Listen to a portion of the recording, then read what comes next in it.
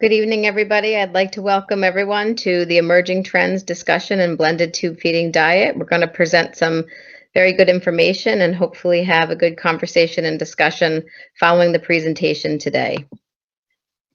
My name is Kate Samella. I'm a pediatric dietitian at the Connecticut Children's Medical Center Hospital in Hartford, Connecticut in the United States. I'm a registered dietitian and a clinical care coordinator. On tonight's agenda, I'd like to introduce my colleagues who are taking the time to talk about their experience in the use of blended tube feeding. We have Dr. Mohammed Mutalib, who's going to talk to us about the effective feed composition on gastric function and the impact in clinical practice. We also have registered dietitian Marie Watson, who's going to share how she developed a blended diet tube feeding guideline. We also have registered dietitian Nahida Habib, who's going to talk about a trial that she completed on Isosource Junior containing ingredients from real food in a pediatric tube-fed patient. I'd like to take a little time to talk about the use of a blended tube feeding formula in our experience in a medically complex pediatric population of children with intestinal failure. To date, there's no consensus on which formula is best for children with intestinal failure. Most of these children have prolonged use of free amino acid formulas, and it seems to be the default. It's usually related to concerns about malabsorption or allergic response. This patient population is considered very high risk. They have inherent malabsorption, frequently have high stool output. We often add a high amount of soluble fibers to their diets. Most parents report difficulties with potty training as children get older, and they do have a high prevalence of oral aversion. So with all the experience that was going on in the United States with the use of blended tube feeding, we wanted to try it in this pediatric group of patients. So our team, our multidisciplinary intestinal rehabilitation team, reported on our experience in children with intestinal failure who had an improvement in stool output when transitioned from an elemental formula to a tube feeding formula with real food ingredients. We completed a retrospective chart review of children greater than 1 year of age who were receiving enteral nutrition support via continuous infusion, bolus, or a combination of overnight infusions and boluses throughout the day. This was the paper that we published from our study. It's published in Nutrition and Clinical Practice, and the reference is listed here. So a brief review of the study. Our methods were any child that had congenital or acquired severe gastrointestinal disease and had required parenteral nutrition for greater than 60 days during infancy, which is what we use as a working definition for intestinal failure. Out of the 21 patient charts that we reviewed, we identified 10 patients who were greater than 1 year of age on enteral nutrition support. The mean small bowel length was 48.3 centimeters, and all children at the time of enrollment were weaned from parenteral nutrition support. The indications for trial of our tube feeding with real food ingredient were persistent diarrhea and or inconsistent stooling patterns where some children actually suffered from mixes of constipation and diarrhea. And this was all reported by the parents. Children who had a diagnosis of chronic intestinal pseudoobstruction were excluded from this study. To talk briefly about the transition on how we implemented a tube feeding with real food ingredients in children who were primarily fed elemental formula, we did a detailed diet history, and previous exposure to dairy was reviewed by myself. We talked with families to see if they had been advancing table foods and if they've had yogurt and cheese added to their diet, or if they had started drinking lactose-free cow's milk. In addition to that, some children often were on high-calorie oral supplements that are milk-based. So we did take a very detailed diet history to see if children were exposed to dairy prior to the transition. Then we took the volume of their current prescribed enteral feed, and it was replaced 1-to-1 with a tube feeding with real food, and they were started at 25% of their total enteral volume. The ratio of the tube feeding with real food was advanced to 50% of the volume, then 75, and then 100% of their volume, and all times to transition were based on each individual's level of tolerance. Upon assessment, we would check the children at weekly clinic visits or via telephone conversation, and this was all based on parental report. We took history of stool consistency, and it was stool consistency pre-transition was reported as loose, liquid, large, and then after transition was reported as semi-formed or formed. The volume of stools was quantified, which we defined as the number of stools per 24 hours, presence of abdominal distension, gas, and vomiting, and overall comfort level of the patient. In addition, the physician would do an assessment of their skin and noted any observations of any perianal skin breakdown once this transition happened when they were in clinic with us. And the results were remarkable. This is a table that summarizes the individual outcomes, diagnoses, and surgical history of 10 patients with intestinal failure who transitioned to tube feeding formula with real food ingredients. Under the formula column, you can see that 8 of the 10 participants were transitioned from free amino acid or elemental formula. And you can also see the number of children that were exposed to dairy prior to this transition. It was 5 out of 10, or about half. So 9 out of our 10 children tolerated 100% transition to the tube feeding with real food ingredients. 78% of this patient population had their entire colon in continuity. The average age at successful transition was 29.2 months, and the average length of time to transition was 67.3 days. Supplemental fibers that are often used in this patient population to slow stool output and were prescribed before the transition were discontinued in all 9 children. All children demonstrated age-appropriate weight gain at 6 months and 1 year following the transition. And again, 5 of the children had previous exposure to dairy prior to starting the tube feed with real food ingredients. Why do we believe this worked? There are several theories that we decided and thought about while we were doing this study. Incorporating complex whole food nutrients has the potential to modify the microbiota of the human gut. In addition to that, we know that complex food ingredients have a potential to maximize what we call intestinal adaptation. There were also varying types of fiber in this product, where previously they received one type of fiber, and it was also delivered consistently, whereas previous fibers might have been added when families remembered or if their prescription didn't run out or any of the above. The mixed amount of carbohydrate polymers that naturally occur in food also promote intestinal adaptation. And most importantly, we think that altering the types of fats that are offered, which is primarily a long-chain fat, can stimulate intestinal adaptation in animals. So these were all very important considerations. Additionally, when you have patients who were successful, most of the patients who were successful did have their colon in continuity, which allows for the production of short-chain fatty acids and water and fluid reabsorption. So we do believe that played a role in having children form stool. So in summary, the tube feeding real food is well tolerated in children greater than 1 year of age with intestinal failure and improved stool patterns. Characteristics of patients who successfully transitioned to tube feeding with real food ingredients had 30 to 40 centimeters of small bowel. They had an intact ileocecal valve, and they had at least 2/3 of their colon in continuity.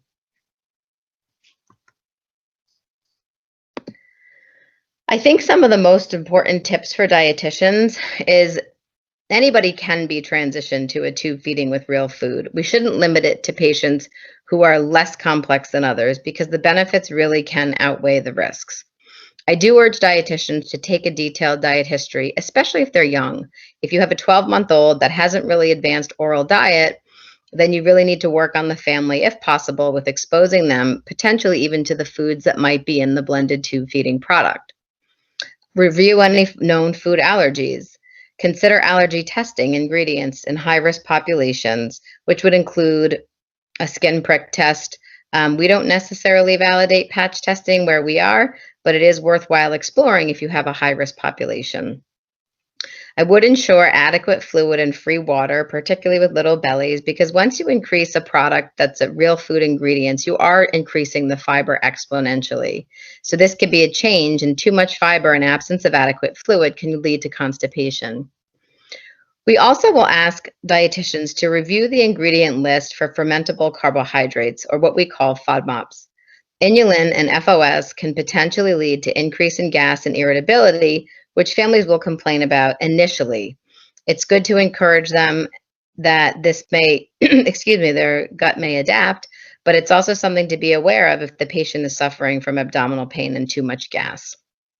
The other part would be, and last and not least, is just to make sure that children are receiving adequate sodium and potassium, and you can supplement as needed. This isn't usually an issue in children who are also eating by mouth, but if any tube feeding product is a sole source, they often won't meet what they need for salt and potassium. Thank you.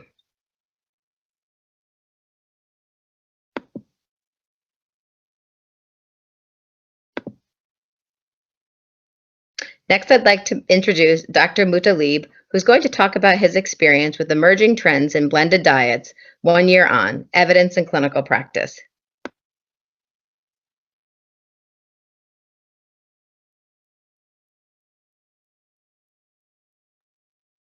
Thank you very much, Kate.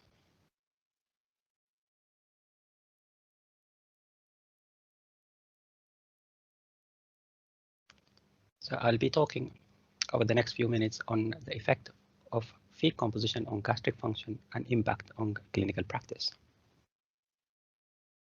So stomach is a fascinating organ, although anatomically not dissimilar to a lot of other areas of the gastrointestinal tract. It holds a fascinating function that is very different than the rest of the GI tract. You can see that the muscle layer of the stomach has an extra layer of stomachs. We have the longitudinal, we have a circular, and we have an oblique layer of muscles that's underneath the mucosa. So that will, putting them together, the stomach will allow the major function of it is allow it to work as a reservoir, which allows us to eat intermittently instead of eating on a continuous basis. And to allow a reservoir, you have to adjust two things. One area is a volume of things that we eat, but also the pressure inside the stomach. And the stomach will be able to accommodate the pressure by a process called accommodation, which I'll talk about a little bit later on, which mainly involves the fundus of the stomach relax, and that will allow an increasing volume of intraluminal content of the stomach without any increase in concomitant pressure inside the stomach. The second aspect of the stomach function is mechanical and chemical breakdown. So as we chew food, invariably, intentionally or not intentionally, large particle of food material could escape the process of chewing, and they will end up in the stomach in big lumps. Stomach have the process now of only mixing those food particles with acid and pepsin, or what we call the stomach juices, but also break down the large chunk of food particles that has escaped the first stage of process to a very small pieces, because the rest of the small intestine is not adapted to absorb nutrients from a large chunk of foods. How is that done? It's done by a clever process. One process that is, as food enters the stomach, the lower esophageal sphincter closes, the pylorus closes, and you have the stomach as an empty bag. And we'll go a bit much more details about how the process will happen, but eventually fundus will push down, pylorus will push up, and the food will be churned and mixed inside the stomach. That will allow mixing with acid and pepsin. And what about the larger particle? The larger particle will go alongside into the pylorus area, where the antrum of the stomach, which is the lower part of the stomach, will contract and squeeze the larger particle of the food, and it will break that down into a smaller chunk, and while the pylorus is closed. The final aspect of a broader function of the stomach is take control and release stomach content slowly into the duodenum. So in contrast to the stomach, the duodenum and the rest of the small intestine is not adapted to take large amount of volume coming from the stomach. So stomach has to maintain the volume of food we eat inside the reservoir, and in a controlled manner and very steadily release smaller amounts to the duodenum to match the rest of the absorption process and the rest of the small intestine. So that's anatomically. How does that function translate into the exact motility of the stomach? If you look into motility of the stomach, we always have to remember there are two distinct motility patterns that happen in the stomach. One while we're fasting, and the other while we're eating. And there are two distinct because they are initiated, triggered, and maintained by two different mechanisms. And that is, later on we'll understand how that much can actually influence our practice and day-to-day management of majority of our patients we see. So if we look at the fasting state, it is the main function of the fasting state is to clear the lumen of the stomach from the previous meal to prepare the stomach for the next meal. It's triggered by the enteric nervous system, by the pacemaker of the stomach in the upper half of the stomach, and it is divided into three processes. One process is just a static, the stomach doesn't really do a lot, and the food pool of material that's left will pool at the pressure end of the stomach. That followed by an random appearing contraction, which will just push the food ups and downs and will help clear out the remnant from the end of the stomach.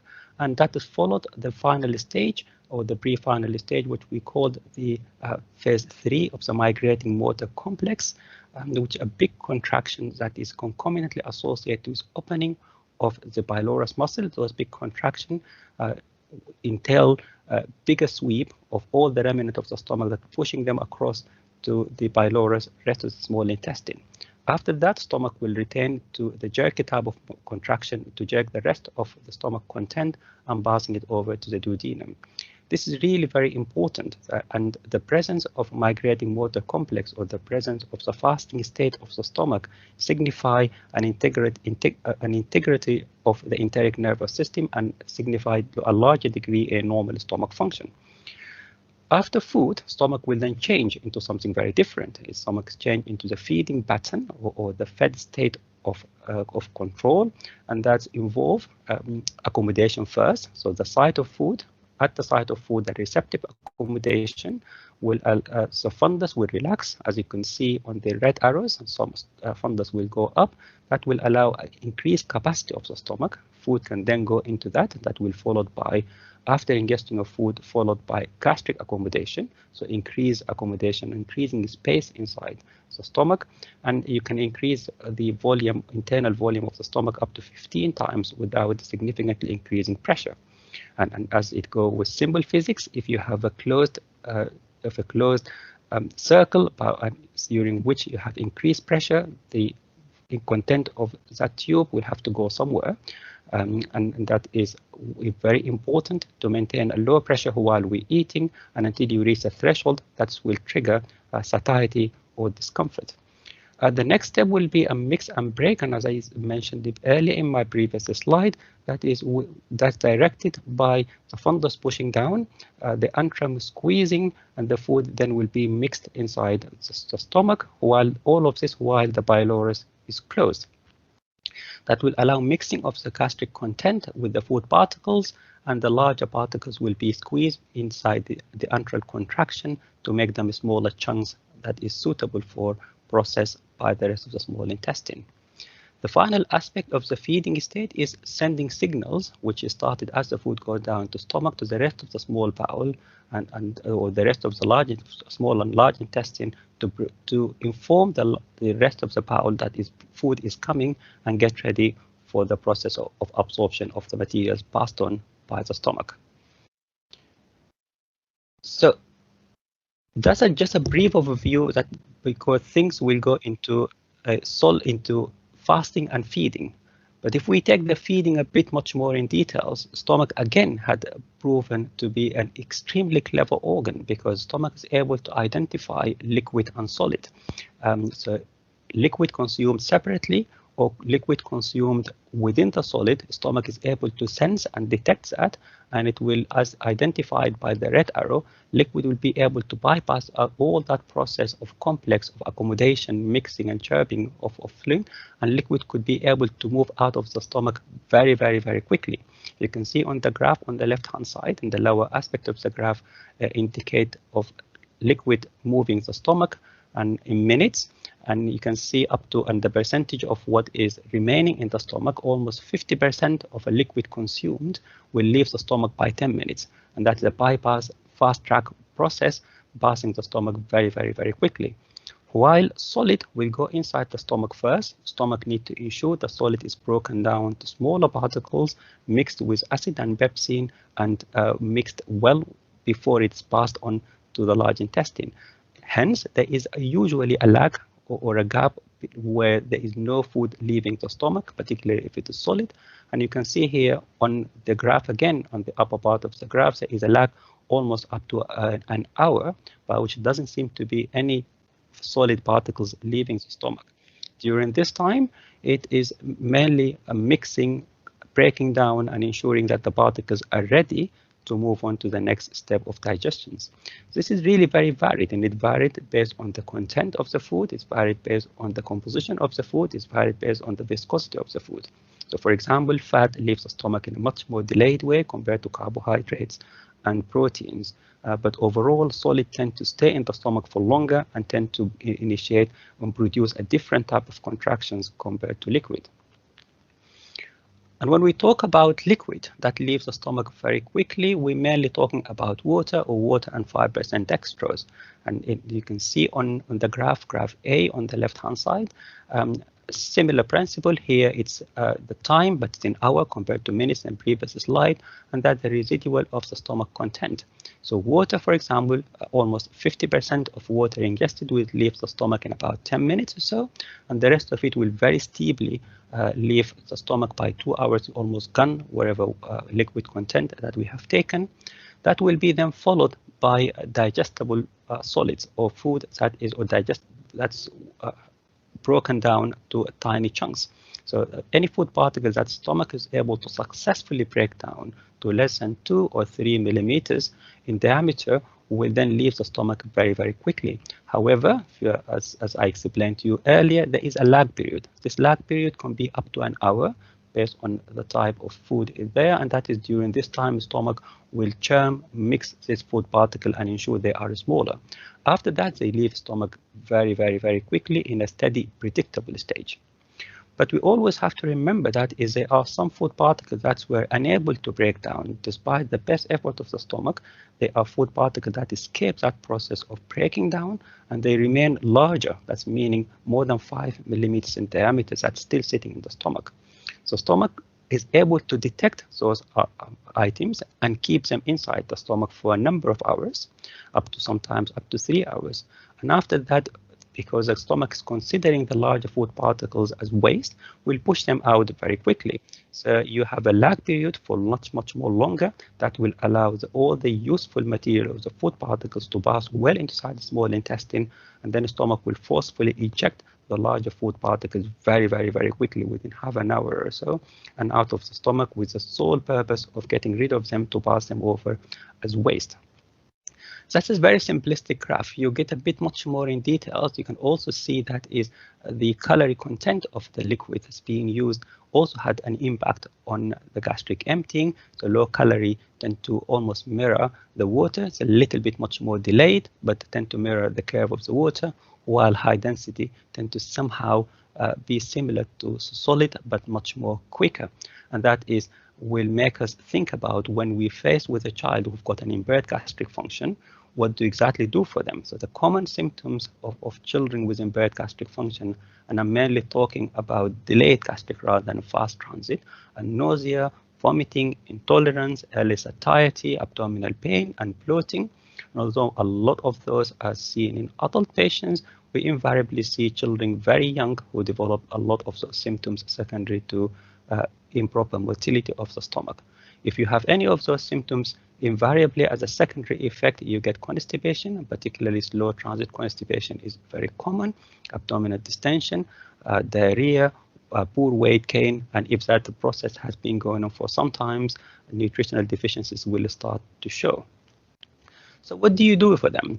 What is, and this slide is particularly for children who've got an underlying abnormal gut or a significant neurodisability for them. So, and I chose intentionally only 2 of the common symptoms that we usually refer children to, or we get involved as an MDT, children who've got vomiting or children who have pain with feeding. So there is a huge, I'll almost call it a mix-up in majority of professionals, when a child is vomiting and there's a label of gastroesophageal reflux, we constantly come first on the differential diagnosis of list. But also invariably the cause of the vomiting could be because of a delayed gastric emptying. So the questions that's coming to mind when you face with that child would be, this child need enteral tube feeding, they need a gastrostomy, they need a medications adding to that, if they need a gastric jejunostomy, do they need a post-pylorus feed? There's also a discussion, will it have to be a continuous feed? Does it have to be a bolus feed? And I explain more if there is any major difference between a lot of those. And all of us in our clinical practice have some preference about what mode of feeding that we usually do. I've put fundoplication, which is a surgical wrapping of the fundus around the lower esophagus, up in the slide, because it is really based on where you work, based on the individual child. Fundoplication sometimes come very early on at the time of insertion of the gastrostomy, and other time almost come as very, very late after a failed period of jejunal tubes. And you always have to remember that fundoplication is a surgical procedure for reflux, and it is really used for reflux. It has a good result. If it's used for something else, it might produce less favorable result. And I will explain to you a little bit much more later about what do I mean by less favorable results. The other aspect will be pain with feed. So the child who've got pain with feed, and we instantaneously trying to think about what is the composition of the food that we're giving them. And it's generally acceptable that fat and carbohydrates are relatively bystander in inducing these symptoms. The thinking will be either the content of the feed or the volume of the feed. And we have to decide, is this full protein, hydrolyzed, or amino acid, something to consider. I've put GI dystonia because increasingly this term has been used in children with significant neurodisability who have above symptoms, and they possibly linked to their dystonia. It's not very clearly defined, but I think we can't really talk about challenging feeding in children with complex need without mentioning the dystonia. So will the type of the protein we put on the feed make any difference to the gastric emptying? And there is plenty of evidence around. I've just had the one selection on the systematic review, and I've only will read one aspect of it, which is point number 4, that whole protein versus hydrolyzed proteins may affect children differently depending on their underlying diagnosis and age. So all what we can take from there isn't really a one size fit all, and we'll have to exercise a clinical judgment sometimes when we choose what type of feed that we instigate for individual child, because there is too many variables to consider when we do that. And that is particularly true if you look at their gastric emptying, for example, if you have a casein, hydrolyzed whey, amino acid, or 40–50% casein and whey, and you could see that almost significance at the level of significance for all of them when you change the composition of the proteins that you deliver of the feed. So sometimes changing the protein in the feed will allow you to achieve something very different, and translating that to symptoms. If you look at children who are symptomatic or children who are not symptomatic being given a hydrolyzed feed, there is a significant difference between the two groups. So back again to one slide really about fundoplication, and I really wanted just to give a highlight. That is, what can fundoplication do to you? If it works really very well, it's worked fantastic. Sometimes adverse effect of the fundoplication on the left-hand side, it will affect the electrical myoactivity of the stomach. So stomach is known to produce 3 contractions in a minute. And as you can see here, you normally, when you assess that, you will see one dominant wave this every 3 minutes at producing a big contraction. Post-fundoplication, that's completely lost, and hence will significantly affect the motility of the stomach. And that's also, if you study that in a little bit much more details, and you see how much you can put inside the stomach as far as the volume is concerned, without affecting, without generating higher pressure or symptoms. Pre-fundoplication, you can put up to 500 ml in an adult patient. Post-fundoplication with dyspepsia or dysphagia, that is significantly reduced. So fundoplication sometimes could produce quite an unpleasant effect in the child, which can be quite really difficult to reverse. And the question will always arise when we discuss in our MDT, do you do bolus feed, and would you do continuous feed? And that question has been addressed, and I I have to say those are not studies done in pediatrics, but both studies done in an adult population, just really to get an assessment. And on that, you could see that continuous feed did not really prevent risks of pneumonia in an elderly patients. Neither does bolus feed increases the number of reflux episodes in healthy individual. So although you have to be very cautious when translating such studies to pediatrics, the idea is that sometimes changing from one to another does not always achieve all the goals that you're looking for.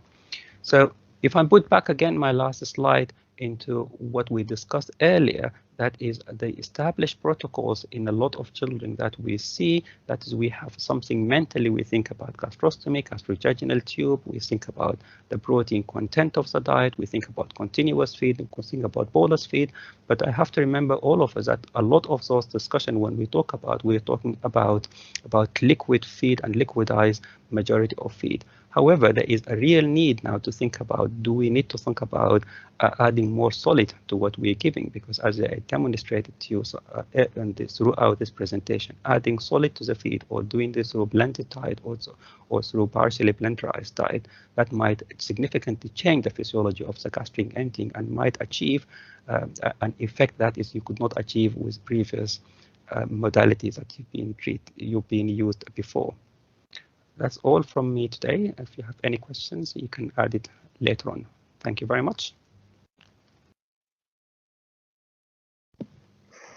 Thank you, Dr. Mohammed. That was excellent.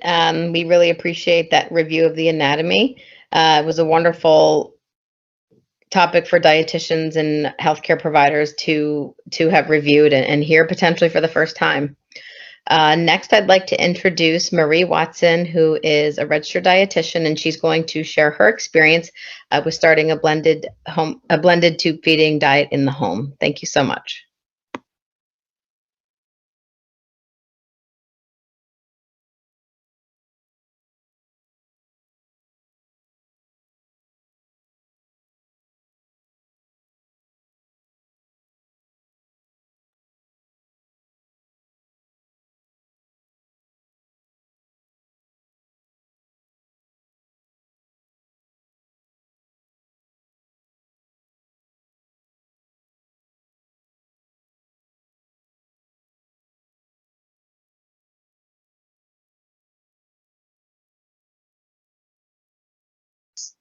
Sorry, my slides aren't up.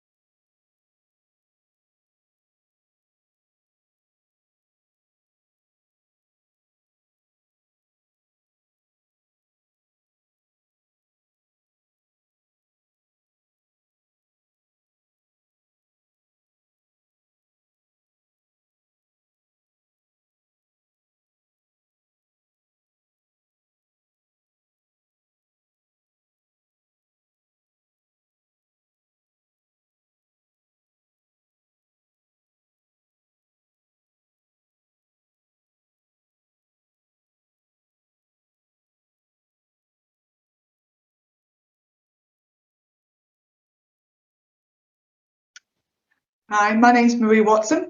I'm a specialist paediatric dietitian in home enteral feeding. I've been in post for over 11 years and my caseload consists of children aged between 0 to 19, and they fall under various specialities such as neuro, surgical, gastro, cardiac and respiratory, and I've been supporting families in the use of blended diet for over 11 years. So today I'd like to talk to you about where does it all start for us and why we felt we needed a blended diet guideline, and how we developed our blended diet guideline, how we assess if blended diet is appropriate for patient and family, and how does isosource junior mix fit into our practice. So where did it all start for us? So I've always had patients on blended diet on my caseload. So over the last 6 to 7 years, we've seen a large increase in interest and requests to start a blended diet. So this seems to come from a number of places. So the surge in people starting to use blended diet has certainly come from the US, where the use of blended diet is more commonplace than in the UK. If any of your patients have asked about blended diet, it's likely a significant proportion have become aware of it through social media, and there are numerous groups and forums that parents or carers can join and be part of a tube feeding community online. We also receive a large amount of parents wanting to start after a recommendation from a consultant, where the consultant has seen positive outcomes with other patients. And let's not forget parent-to-parent recommendations. Many of our families attend similar parent support groups, and children attend school together and respite centres. And when a child has started blended diet, they're very keen to report on the benefits they have seen to others.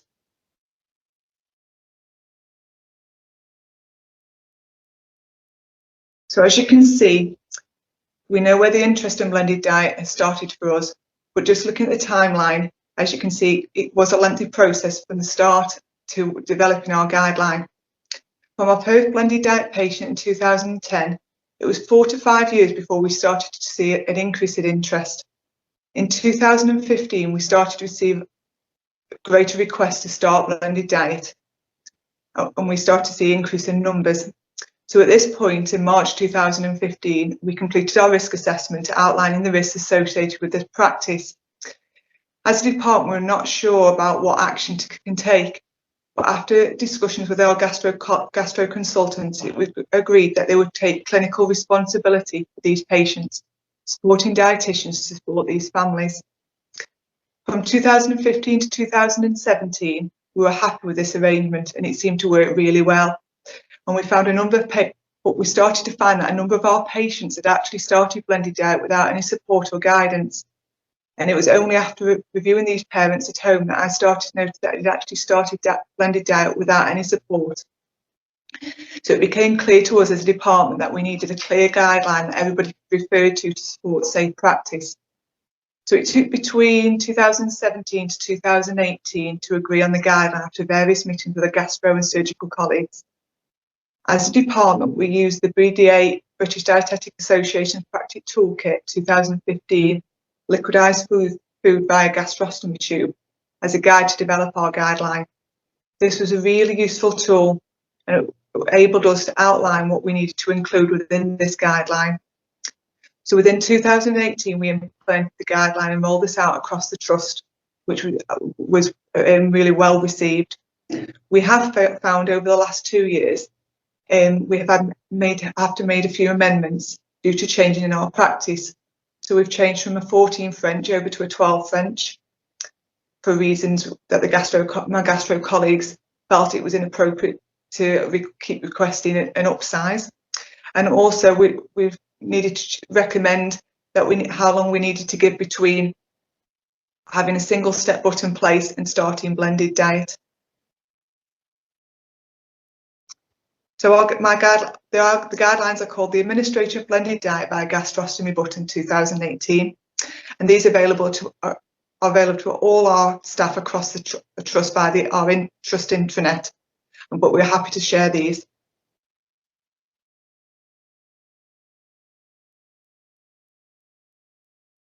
So in developing our guidelines, we needed to look at what we need to understand how the guidelines will be used across our trust. So we decided the guideline needed to provide guidance for staff involved with patients, parents and carers on the decision-making process to receive or administer blended diet via enteral feeding devices. The guideline also needed to provide health professionals with advice in relation to safe risk assessed processing, the preparation, storage and administration of blended diet via a gastrostomy button. So as well as the purpose of our guideline, we needed to know who our intended audience was and how these were going to be used across our trust. So the document was intended to offer guidance for all staff involved with patient, parents and carers wishing to receive or administer blended diet via a gastrostomy button, in combination with or in preference to the use of prescribed enteral feeds.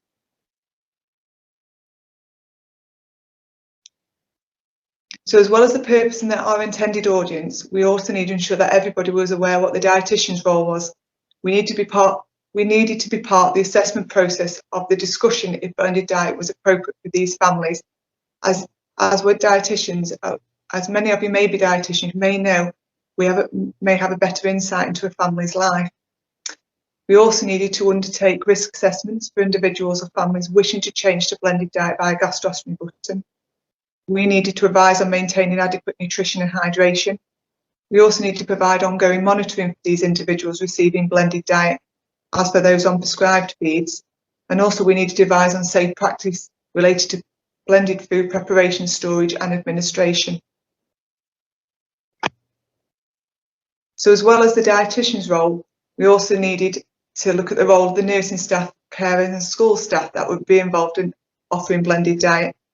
We felt it was a big responsibility for the supporting staff, and we needed to ensure they felt fully supported when offering blended diet. The role of the supporting staff differ at different settings, but we encourage them all to complete a risk assessment before preparing or administering blended diet, and we offer a training package to help support this.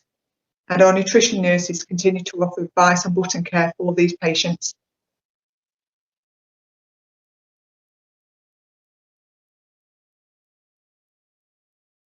So how do we assess if blended diet is appropriate?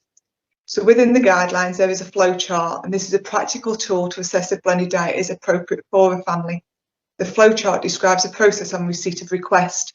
It identifies if there are any contradictions for starting blended diet, such as ensuring the feeding tube is appropriate, i.e. a gastrostomy button, not an NG or a jejunal tube.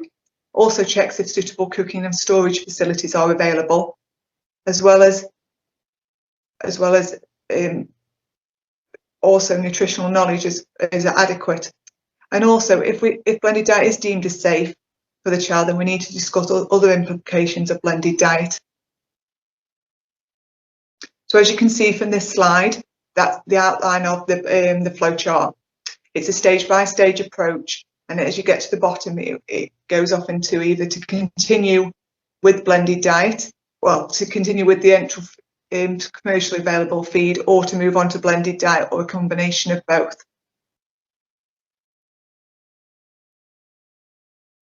So the flow chart outcome of blended diet is appropriate, then we discuss the risk assessment, which is also within the guideline. So the risk assessment is for the clinical team must discuss and record the reasons for the patient wanting to commence blended diet. The parent care should be fully informed of the risk involved if they choose to give blended diet, such as tube blockages, foodborne infections, nutritional adequacy of blended diet. And as well, we would also go through ways to prevent these risks as we're going through the risks.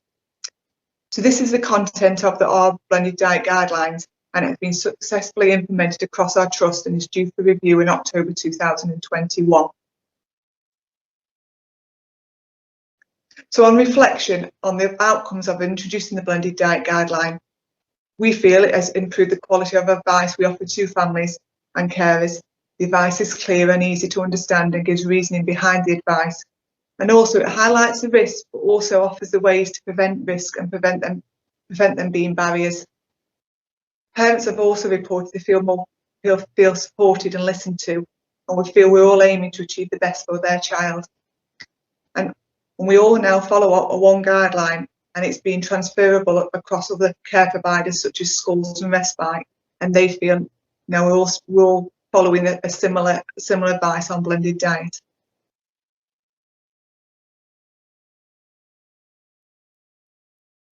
So within the flowchart, one thing we are aware of is there are contradictions to blended diet. It's not for everybody. So blended diet requires all of these things, time and lots of it. Planning and preparing blended diet requires significant commitment, and families should have realistic expectations of the labour involved. Money. There is a financial burden on preparing blended diet for the family when compared to using a commercially available feed. Knowledge of food hygiene and nutrition. The British Dietetic Association do recommend steps to taken to educate the family on ensuring blended diet is used as safely as possible. And again, as dietitians, we have an insight into the family's life and how blended diet should work. Unfortunately, blended diet isn't suitable for everybody or appropriate for every family, and the flowchart and the risk assessment allows us to decide the appropriate feed plan.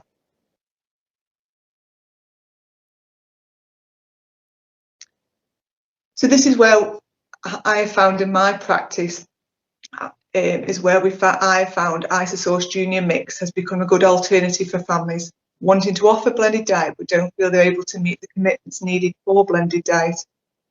I would like to go through two short examples on where blended diet wasn't appropriate, but we're able to use Isosource Junior Mix while still achieving positive outcomes. So the first child was child A, a male, 3 years. He was diagnosed with cerebral palsy and reflux. He had four young siblings, and mum and dad were both working and due to start nursery. So mum had a discussion with another family to play group, and who had reported blended diet had resolved her child's reflux. Child A was on maximum anti-reflux medication but continued experiencing reflux in the morning after overnight feeds. We went through the flow chart, and unfortunately blended diet was deemed inappropriate as child A had overnight pump feed and advised mum were unable to offer blended diet as continuous feed. We looked at all the other alternatives and discussed changing the feeding plan. We discussed changing to daytime blended diet boluses and trying to reduce the overnight volumes or discontinue overnight feed. We tried this for a few weeks, but the family struggled with preparation and administration of blended diet in between managing a very busy household. At this point, we discussed trialling Isosource Junior Mix as an overnight feed. The feed trial was successful, and child A tolerated Isosource really well. We saw an improvement in reflux symptoms and also improved stool consistency, achieving the outcome one wanted without additional pressure on the family. Another example was child B. She was an 8-year-old female, again with cerebral palsy and an unsafe swallow.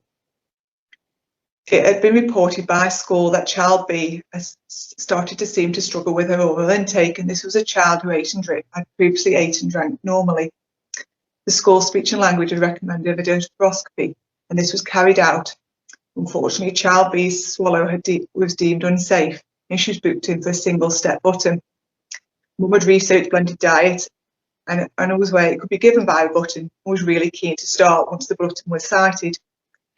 But I needed to explain we needed to allow a 3-month period after a single step button was inserted to allow the tract to heal. On discussion, again, I recommended Isosource Junior Mix in the interim. This was tolerated really well, and mum has continued using this at the base for her blended diet meals. So in summary, the development of a blended diet guideline can be lengthy, but really beneficial. Understand who your intended audience is. Make the whole team aware of your role in the recommendation, assessment and implementation of blended diet, and to be aware that commercially available feeds can be part of a blended diet provision. Thank you very much for listening.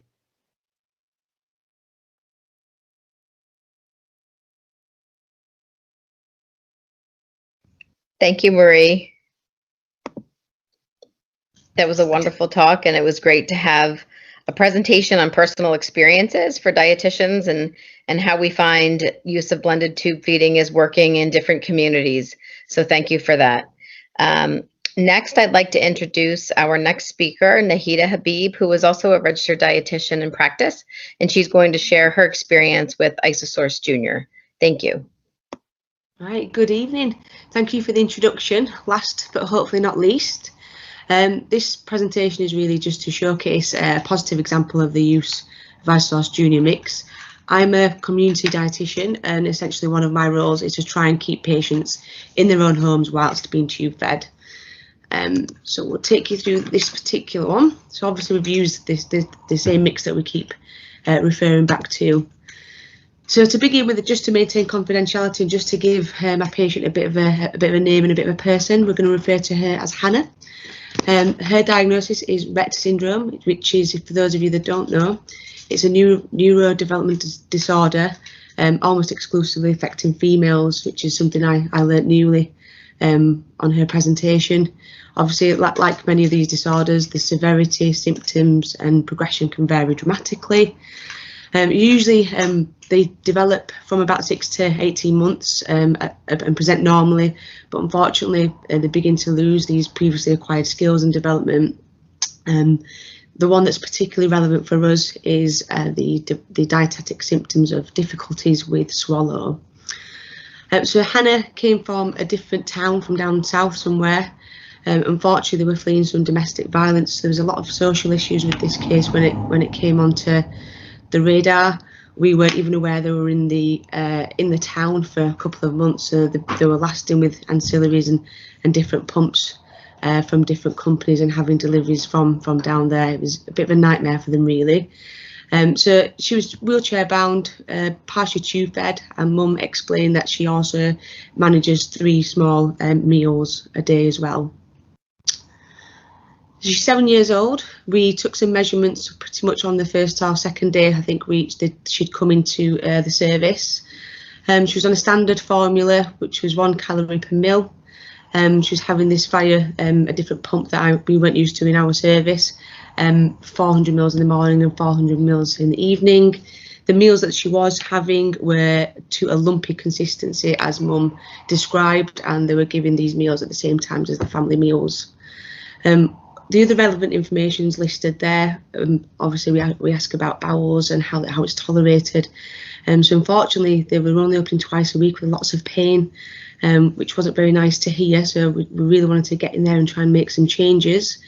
Lots of strong smells coming from the bowels, lots of sickness. And again, when we tried to explore this, Mum couldn't really put a finger on when it was happening, or if it was after a feed or before a feed or in the middle of the day or due to anything. I think that reflected in the all the different medications they tried for reflux as well. They had sort of limited success with that. And Mum also let us know that there was very little speech and language therapist interaction in the place they were before, and was concerned about that. So we calculated nutritional requirements using the usual Great Ormond Street booklet for the 7th edition. As you can see there, the energy was calculated: protein, fibre and fluid. The feed at the time was providing most of that, so her requirements were met. The gap there, the deficit, we put down to be made up from the actual oral diet she was having. But before I wanted to make any dietetic changes, I did want to just explore the speech and language therapist input and see if any changes needed to be made to the oral feeding as well. So I organised, which is something we can do out in the community really well where we are, because all the teams are sitting in one building, so it makes it really easy. So I organised this appointment to happen sort of within the next few days over at the school, where we were all involved. So moving on then to the actual SALT assessment, I won't go through exactly the whole assessment, just a quick snapshot. The tongue movements are too erratic for this lumpy consistency, and then Mum did say actually she does cough a little bit, and that happened while we were there. So the purer texture is going to benefit her more, so that was moved. That was one change from there. The school were reporting that Hannah was sick after feeds, and Mum was very aware of this and just said it's part of the Rett syndrome. Obviously, as a dietitian, in my mind, I was immediately thinking, do we need a change of rates possibly? Can we change the feed? Again, just exploring the bowels again, it was exactly the same sort of report that we'd had from a couple of days before. Lots of wet nappies, which is a bit of a good marker of the hydration. So our plan we made together, really, we didn't want to put too much in front of Mum because there's a lot of things going on for her anyway, a new school, a new location, she's got other children, etc. She didn't really sound like she wanted to do anything in terms of changing the actual feed. So we picked three goals that we could work with, really, and those are listed there. So it was to try and reduce the water, because once I'd calculated the requirements, I realised that there's a lot more water going in with the flushes than was actually needed for her. And obviously, given the fact that she's got lots of wet nappies, that was fine as well. To try and address the bowels without changing the feed, I just tried to push forward lots of high fibre food into the pureed meals that she was given during the day. So I gave Mum some written information on that. And the speech and language therapist obviously advised to try and go back to the omeprazole and try and take that a lot more regularly, and just as a starting point, really. We planned a review to happen about 7 days afterwards, but what happened was school actually contacted us just before that review to say they were concerned with the amount of sickness that was happening. Obviously, they've got massive experience. They deal with peg feeds and other feeds all day, every day. So I contacted mum, and given that obviously her only experience was with Hannah herself, I did suggest to her that maybe the sickness could possibly be not just from the condition, and to try and start to explore making some changes. Again, she was quite reluctant again, but she did immediately ask about blended diets and wondered whether this would be better for them. But obviously, as we'd heard in the previous presentation, there's lots of challenges and difficulties as well with the blended diets. And I think once we'd started to look into that, she quickly sort of retracted and said that it was a bit too much for her at the time. We then spent the next sort of 6 to 8 weeks going through a variety of different things, reduction of rates, taking some fluid out, putting some back in, gradually building it back here and there. We experienced some weight loss with this, unfortunately. Not too much, it just kind of kept going up and down a little bit, so it was manageable. We did, however, put an extra supplement in, which was a Pediasure compact, just a high calorie one, just to pop in a few times a day to try and maintain the weight rather than to gain or even lose it. But the other two things, the changes that we'd made, so looking back on the other two goals, the high fibre suggestions that we'd made weren't really making a difference, and the omeprazole wasn't either. I guess this is where it came in. I'd heard about Isostar Mix, sounded like a really good product for all the reasons that's already been talked about. Nutritionally complete, the fact that the calories were going to be a little bit higher in this was definitely a bit of a bonus for me in terms of my calculations. Mum had already mentioned about blended diets, so I thought, well, actually this has got real food in it, and potentially be a much easier option than the blended diets. The actual packaging fits quite nicely onto the ancillaries that we've got, so we wouldn't experience any problems there. And also there's some fibre in it in comparison to the other feed that had none. And then just thought I'd quickly run through how we actually practically put that into somebody out in the community, because more often than not, sometimes we'll get these changes being made or suggested by hospitals, and sometimes it's a very fast swap over, and we tend to find that just gives us problems in terms of toleration. So I wanted to do it really, really gently, and Mum was far happier with this as well, because obviously she's looking for not more sickness, which is she did feel that swapping the feed will create more problems. So I went very, very gently. I left the morning feed as it was, and that was more for the reason that there's other children to deal with in the morning, and if there was any sickness, it's a busier time of day. So we went with looking at the the evening feed, and just gradually changing it over. So as you can see, I spent 7 days, just 7-10 days at a time, very, very gently moving it in. So we've got sort of going from a full feed of 400 to 50-50 split, and then moving across. And then lastly, we moved the morning one over. The 1.2 calories per meal really made it helpful to keep the amount down there as well.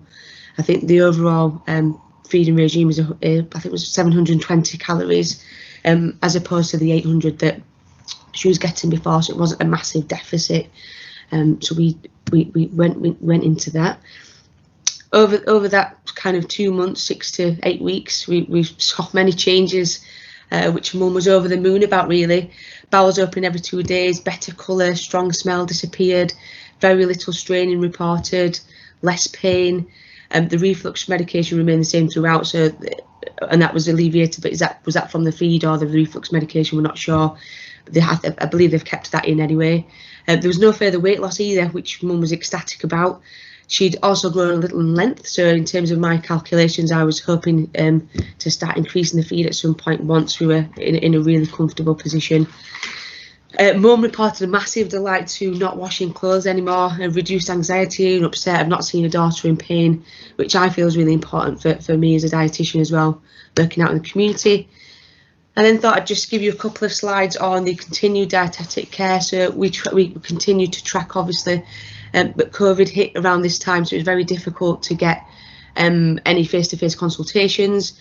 We'd switched to doing everything over the telephone, and obviously they weren't really coming in much. Mum was shielding the entire family for the sake of Hannah. She did obviously express this wish for her to gain weight as well, which is something I'd already thought about. So what we did was we just increased a little bit more of the feed and adjusted obviously the fluid requirements as we needed. Again, going through to June, we didn't manage her weight then, but the unfortunate thing was there was another speech and language assessment. I found to have the swallow was a little bit unsafe, so we actually had to drop to tasters. So again, I had to keep that in mind in terms of the requirements or the calorie intake that was coming previously from the meals. Again, another good opportunity to increase the feed. So we actually put an extra feed into lunchtime. But because we'd had this really well-established morning and evening one, Mum had no qualms. She had a lot of confidence in the feed to be able to do that. July came, 17 kilograms. So we're continuing again. We had a consultant appointment as well. He expressed that everything was fine in terms of her bloods, because those had been done for the other complexities of a condition. And then a lot more recently, we've taken these measurements again, and you can see there, right at the beginning, we were at 0.4, 4th centile and below, and we're now creeping up sort of further up, and we've moved up to the 2nd centile for both height and weight there. Again, no concerns whatsoever. And a review is just set for 4 months, which is quite standard for somebody who's settled out in the community. So overall, it was a win-win for us as practitioners and for the patient and the family. So the challenges obviously were the pain, just as a summary, the pain and the bowels only open twice a week, the sickness, the time, the effort, the finance, and the worries and distress really that it was causing Mum. And the benefits are basically all those clinical problems have been alleviated, and Mum's a lot less distressed. I did want to add in there, she loves the fact that the feed actually smells of chicken soup. She feels that she's giving her daughter something very different to what she was before, and it was very pleased with that. So thank you very much for listening. If there's any questions, if you'd like to pop them into the chat box, that's for my presentation or anybody's presentation, and I will hand back over to Kate. Thank you, Nikki. That was also very awesome, even though it was at the end. It's a great way to bring up the rear, so to speak, and you did a fantastic job explaining another experience, again, with a particular patient who had success transitioning to blended tube feed with real food ingredients. And I think one of the big highlights and takeaways is really parental satisfaction. It's very important for dietitians to listen to our consumers. I still like to refer to consumers as family. I'm not yet in that mode where patients are consumers, and they still, their voice matters tremendously.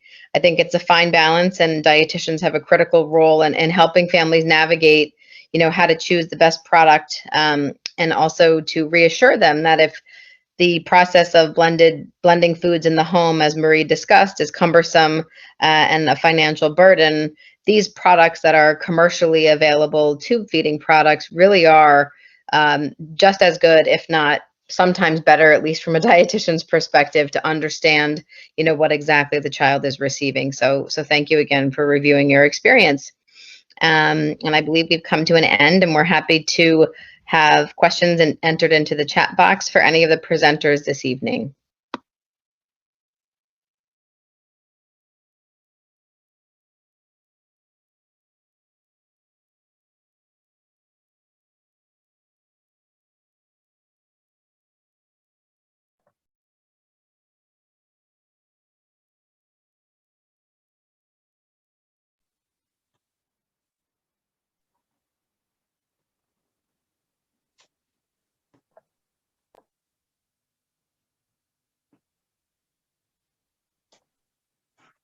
Hi, everybody. Thanks so much for tuning in and listening. It's great to hear everyone and see what kind of interest we have. We have a lot of questions coming in through the chat box, so I think we're going to do the best we can to hopefully answer a lot of these questions. So one of the things I just wanted to clarify on one of the slides, in the isosource, the food-derived ingredients are 13.8%. So that's something to keep in mind. And also, as you're entering questions into the chat box, if you have a specific question for one of the presenters today, please go ahead and feel free to type the name. Otherwise, I'll do the best we can to direct the question to the appropriate person.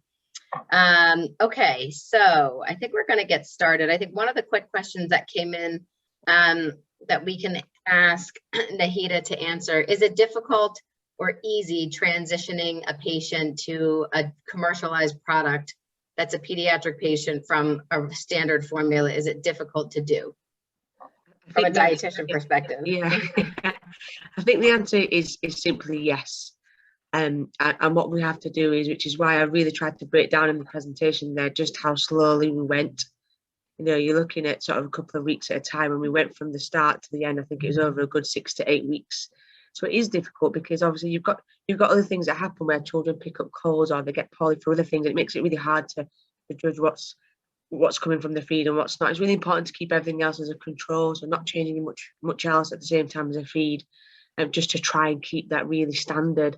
But I would always just advise, if you've got the time, and hopefully you do have, is just to tread as carefully as possible. So the last thing you want to do is to go in there 2 feet for it not to work and get lots of vomiting, diarrhea, and then that puts the parents off massively. So it is difficult. So just go slow. Right, I agree. I think it's planning and putting time into it in the beginning, and each child that you work with, I think it definitely becomes easier. Yeah. Okay, another question from Marie. Marie, what is the rationale for waiting 3 months before using blended diet with a button? So we would only use blended diet via wait 3 months with a single step button. So that's where the button's placed as a first tube, and we do that in Sheffield in the over 4s. So we wait 3 months to allow the tract to heal because of the additional pressure when you were giving a blended diet compared to a feed. So that's just standard what we would do, just to allow the tract to heal. And that's been agreed with our nutrition nurses and our gastroenterologists. Okay, excellent. Dr. Motility, one question for you. If a child has a 12 French or 15 French PEG, do you discourage blended diet as guidelines just talk about buttons? Can you answer that question for us? Do you feel like it's safe to go ahead and use the blended diet in a PEG tube versus a button, or do you find any differences in utilization? No major differences. I guess it's all depending on the diameter of the tubes that you're giving. And the bigger the diameter, obviously the easier, because the consistency of the feed would be different. But anything 12 and above, whatever it is, it's either a button or a PEG, should be okay and should be safe to use. Excellent, right. And that's agreed upon. We've all sort of discussed this. If you have a 12 French or greater, it's fine to go ahead and do a blended tube feeding diet. Along the same lines of that, there have been some questions regarding the ability to give blended tube feeding through a pump or through a syringe. Does anybody in particular, Marie, do you have any recommendation for that for people? Yeah, so what we find is we don't recommend pump feeding the blended diet, only based on the fact the pumps aren't designed to be used for blended diet in the UK. So because of the viscosity of the actual blended food, they're just designed for commercially available feeds. So, and also what we have found is some parents might have a tendency to leave it longer running over a pump than an hour. So what we do find is then it can be running up to 4 hours, and we wouldn't want a child to be sat there with a meal longer than an hour. So we wouldn't like to look at giving them longer than 4 hours would be. So we do find it's quite tempting for parents to give it over quite a long period if they're via a pump. So yeah, we do prefer to give a bolus feed via a syringe, even though it can be quite cumbersome when administering, unfortunately. And I think, I mean, one of the good things when we talk about some of these commercially available products with blended food ingredients, that's the beauty of them, right? They can still be given via pump or a continuous feed. I know in our experience in America, we often have overnight continuous infusions for patients with failure to thrive or for developmental disabilities. It's much easier sometimes for the caregivers. So when we look at the viscosity of something like the Isosource Junior, it runs beautifully through the pump. And then sometimes families will actually do an overnight continuous infusion of a product like Isosource and then utilize blended feeds during the day, as Marie was talking about. So it's definitely fair to say there's room for using both products. And what we've done often is, if we're helping parents build a blended tube feeding, we might even use some of the formula as a base for the blended feeds. So that's something to consider as well during the daytime, and then reserve potentially the commercial blended feeds for overnight tube feeding. Okay, so let's see, I'm looking at another question. So this one came up, I think it came up almost twice, so I'm going to try to put these two together. Is would you recommend trialing blended diet for patients with long-standing stomach pain and tends to have diarrhea most days? So I would say for sure, and we'll survey the group of panelists here. We often will do blended tube feedings or a blended diet for people with stomach problems, digestive issues. Honestly, sometimes it actually helps moving them away from some of the processed ingredients that are in other products. So natural foods sometimes help with digestion and symptoms of irritable bowel or whatever it may be. But I would say it's fair to say to try that. Nahida, would you make any recommendations for that? 100%. I'd just agree with everything that you've just said. I mean, the classic symptoms there of the stomach pain and the diarrhea, there's no reason that's written there that sounds like we shouldn't try. And if it's going to help the patient and take away that pain, etc., then 100%. Dr. Motility, any comment on that question regarding stomach pain and diarrhea and use of blended foods? So it's obviously very difficult to comment on specific things, because those are very specific symptoms, and without having a full picture, it will be quite challenging just to give a blind things. But what is the same as what I described in my talk earlier. So a lot of time moving away from liquid diet to blended diet will change the whole physiology of absorption and might improve a lot of symptoms. So what as an umbrella advice, if you've tried a lot of liquid diet and you really have not achieved any benefit, then there is a strong case to try blended diet.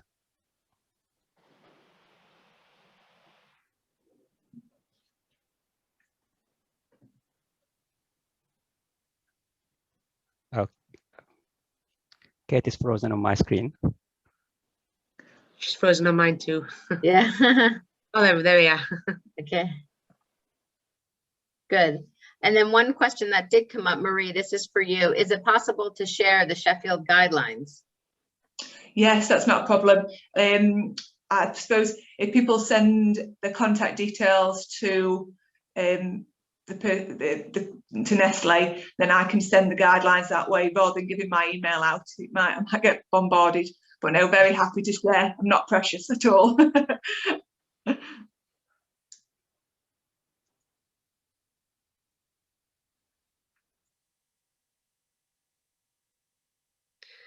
Kate, you're on mute. Marie, can you hear me now? Yes, I can. Thanks. How would you manage blended diets in an acute setting? Do you find that this would pose particular challenges inpatient, in-house, or in a hospital?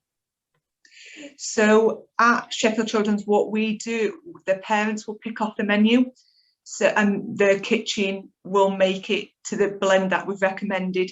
So, and they've got the blenders that are appropriate to make the blends downstairs, but the parents would just pick out, if they're having an oral diet, normal oral diet, they'll just pick the same, tick the boxes, and then just make a note on the side of the menu just to say this is going down a tube, and that will come up as it was. Normally what we find is the parents will administer, not the nursing staff, because the parent is always with the child at the bedside. So the nursing staff don't have to do it, but that's slightly different obviously in respite centres. So yeah. Great, thank you. And then one person also was wondering if you could have the internet address to access the guidelines used by Marie's Trust, please. Oh, I'll need to check with I'll need to check with the hospital if I'm allowed to do that. I'm not too sure. Yes. Leave that with me. And then is there any advantage, one question for Dr. Mutalib, is there any advantage from a nutritional absorption point of view for blending in those with chronic celiac or Crohn's disease? Would you have concerns with those two diagnoses? So celiac is only the issue will be with gluten. So if you have an isolated celiac disease, majority of time you should be able to eat okay, and it's unlikely that you will need a tube feeding or a liquid feed. So that will be for isolated celiac disease will be very, very difficult. For Crohn's disease, the talk has been for a very long period of time about exclusive liquid nutrition, but there is an increasing evidence with a special diet for Crohn's, which we call Crohn's diet. It's increasingly being used, and as we speak, there is a number of trials going both in Europe and in America of trialing a Crohn's specific diet as a post-induction of remission and long-term treatment. So it is really too early from evidence point of view to say what exactly if there's any role for blended diet in Crohn's disease. But we're moving away from liquid diet to proper food for Crohn's for an induction of remission. So I suspect it wouldn't be long before we start thinking about a liquidized diet. Excellent, excellent. Okay, Nahida, I think this question can be for you. Does the commercial blended diet tube feeding have a longer hang time than home blended diet tube feeding? Are you familiar with that? The isosauce particularly is just the same as all of them, which is around about the 4-hour mark. So I just have to go to Marie and ask the difference with the actual blended, the fully blended diet, but the commercial feed is pretty much the same. Yeah, we would only say with the blended diet, obviously we wouldn't like to hang it, so it'd be a case of they'd be preloading the syringes and they'd be given there and then, or sent into school in a cool bag and then stored in the fridge and then taken out 20 minutes before and then administered. So just as you would with your lunch, with a packed lunch, exactly the same. You wouldn't like it sitting there for an hour or 2 hours to administer. Okay, those are great answers. So I was just going to say the isosauce blended feed is obviously just the same packaging, etc., as all the commercial feeds. I think it's actually got a Smart Flex container. I read a bit about it with regards to keeping lots of nutrients in as well, but it's no different to the normal feeds, the usual feeds. Excellent, thank you. Okay, so one of the questions, actually, this is a duplicate question. People are interested in learning, how are we managing blended diets in school? Do parents provide the feed, or do school kitchens provide the feed? And Marie, I would direct this to you. So we're very lucky in the Sheffield area, where 4 of our special schools provide, administer or provide blended food. So 2 of the schools will provide the meals, and 2 actually have it sent in like a packed lunch into school by parents. So yeah, it's very mixed, and it just depends on the parent, depends on the school, but it works really well. But yeah, and we've had good experiences sending commercial blended feeds to school as well, so packs don't get errors and things like that. So sometimes that's a good way to transition and use both as well. I think we just have a couple of minutes left. And I guess this could be asked to either Marie or Nahida or Dr. Mutalib. I mean, is there any discussion around blended diet in adults, as this is something that is starting to occur more often? Nahida, do you have a comment on that? I don't work with adults at the moment in the community, so our departments are very, very separate. So peds is in one town and the adults are in another. So I'll send this one over to Marie again. So yeah, we do find blended diet seems to be in the younger age groups, but we have got one patient who will be looking to transition in the next year. Adults are aware. I'm aware adults our adult team we're in separate hospitals, but they are aware that we're keen blended dieters. So they're ready and waiting, but yeah, they haven't had one yet from us. So we'll wait and see. So yeah, we'll let you know. Okay. Excellent. Do we have time for one or two more questions? I'm looking to see now. I know there's a long list. I think we have time for one more question. There's been a lot of questions. So please discuss the most appropriate vegan and vegetarian source of protein for blended diets. I know in America, a lot of the products that we use are either soy-based for vegan or vegetarian, or the isolated pea protein. I don't know if you guys have any other experience you want to comment on. Yeah, the same. Yeah, very much the same. They seem to. We haven't got any on my caseload who are vegan. I've got vegetarian, but not vegan, unfortunately. I don't know why. I think it's just luck of the draw. But yeah, very much the same choices what they're choosing in America. So yeah.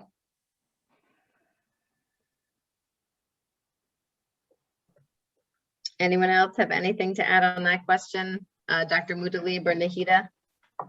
No, that's fine for me. Okay. No, I don't. Okay.